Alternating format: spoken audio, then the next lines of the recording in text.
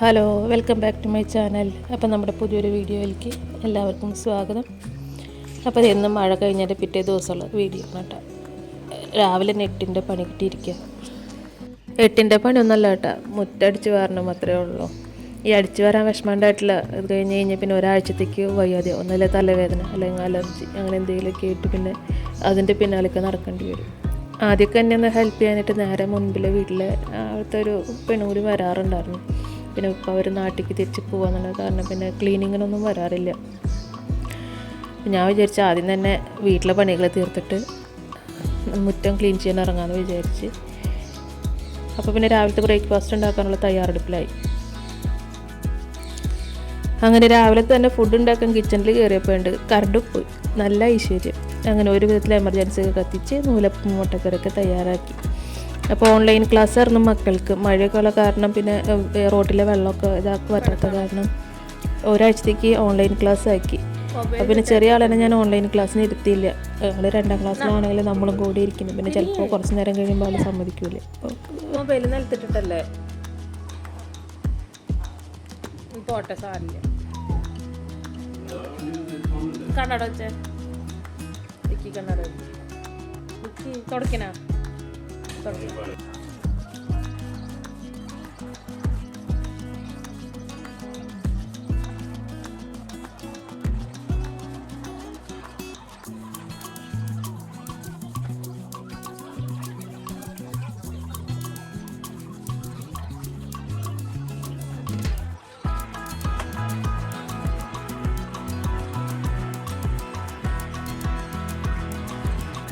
അങ്ങനെ രാവിലത്തെ ഫുഡിങ്ങൊക്കെ കഴിഞ്ഞ് ഞാൻ മുറ്റം ക്ലീൻ ആക്കാനായിട്ട് ഇറങ്ങി.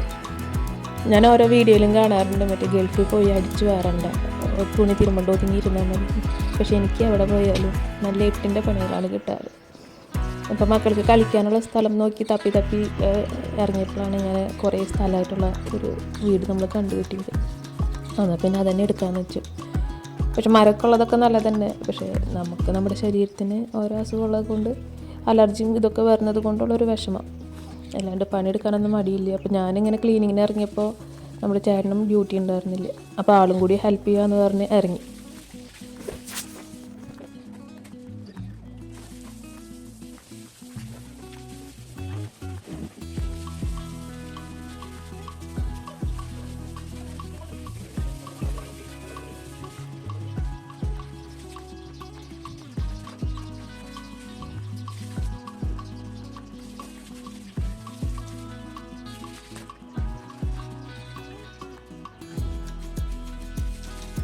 സേവനവാരമൊക്കെ കഴിഞ്ഞ് വീട്ടിലേക്ക് കയറിയപ്പോൾ ആലോചിക്കണം ഉച്ചയ്ക്കുള്ള കറി ആയിട്ടില്ലായിരുന്നു. അങ്ങനെ ചെടപടേന്ന് നമ്മുടെ മാങ്ങ ഉണ്ടായിരുന്നു. മാങ്ങ എടുത്ത് നമ്മുടെ അങ്കമാലിയും മാങ്ങാക്കറി വയ്ക്കാതെ വെച്ച് അതിനുള്ള പരിപാടികളായിരുന്നു.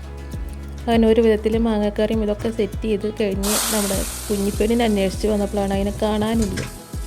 ഇടയ്ക്ക് കളിക്കാനായിട്ട് നേരെ വീട്ടിലെ കുട്ടികളൊപ്പം ഇറങ്ങാറാണ്. അപ്പോൾ ഗെയിറ്റിന് അപ്പുറത്തേക്ക് പോയിരുന്നുണ്ട്. പക്ഷേ വെള്ളമൊക്കെ റോട്ടിൽ കിടക്കണുണ്ട്. അപ്പോൾ ആൾക്ക് എന്തോ ഒരു വീട്ടിൽ തോന്നി.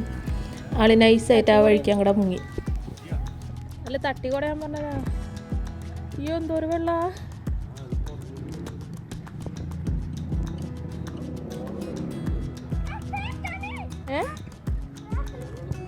അല്ലില്ല,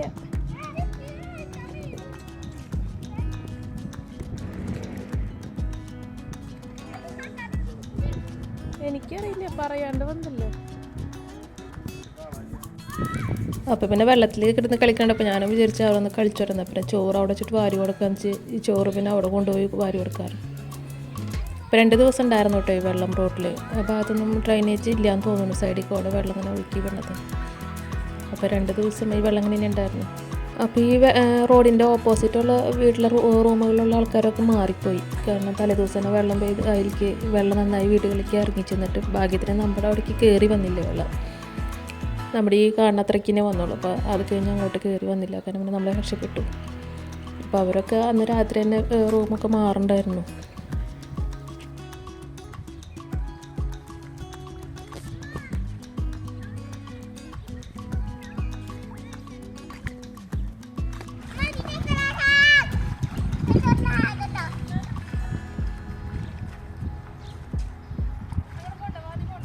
കുറച്ച് കഴിഞ്ഞിട്ട് പോയാൽ പോരെ.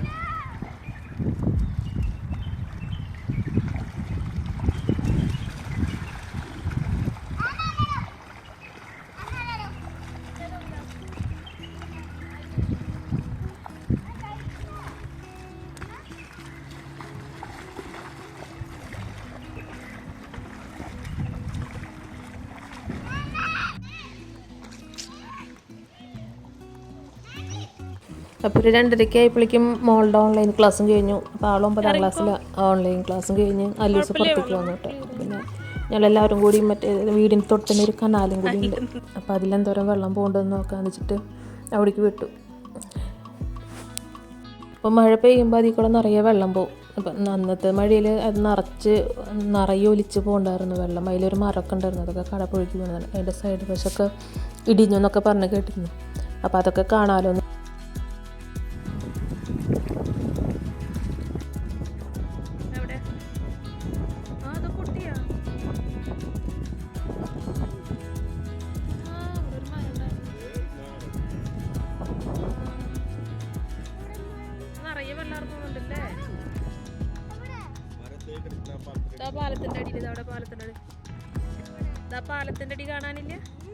അപ്പോൾ ആ കാണുന്ന പാലം അത് അബുദാബി റോഡാണ് കേട്ടോ.